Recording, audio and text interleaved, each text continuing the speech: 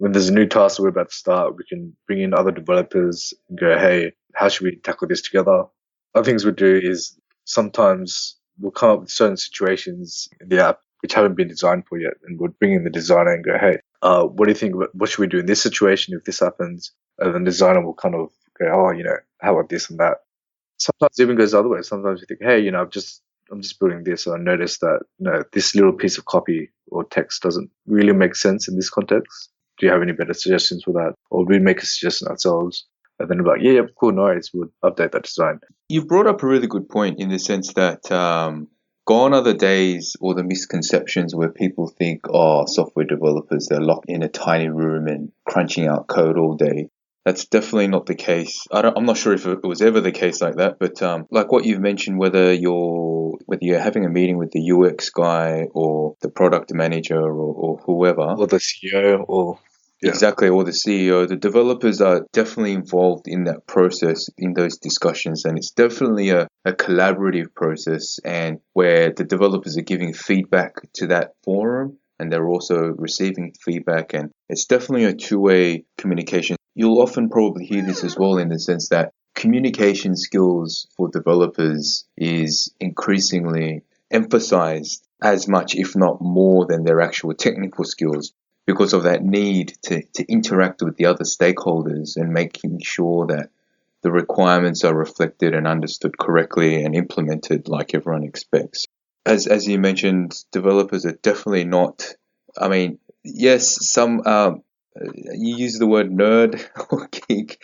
I consider that a compliment for those guys in the sense that it emphasizes their intelligence and ability. But definitely need to be able to communicate and work together and collaborate with other people, and that's exactly what Pius was saying.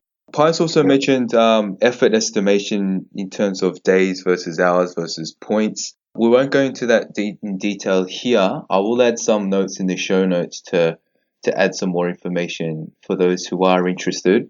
And that goes for a lot of the other stuff. There's quite a lot of stuff that we're sort of just glazing over. I'd love to sort of get back to them, but a lot of that stuff I'll supplement in the show notes to give extra information, like cloud and agile project management and things like that. I'll just mention one thing about agile project management. For those who are not familiar with it, I think that the easiest way to think about it is, and correct me if I'm wrong, but my understanding is your typical project management lifecycle.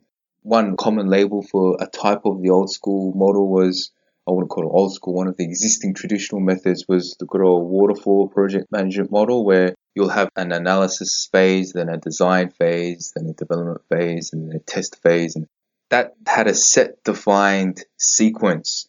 And, your typical project might be over 3 to 6 months, for example.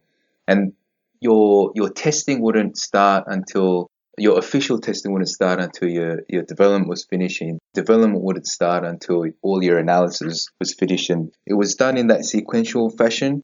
What Agile's done is taken that process and effectively broken that up into shorter periods. Like Pius mentioned, the sprint concept, where the sprint will be anywhere between 2 to 4 weeks. I think 2 weeks seems to be the most common period, where you'll have that design, development, test, all those phases included in that one sprint, in that 1 2 week period. So rather than waiting till all your development's finished and then doing testing, like Pius mentioned, you'll finish development for a feature or for a small number of features and then test that as soon as you can. And the whole concept behind that is essentially finding problems a lot earlier in the development process. Fail fast is what you'll often hear.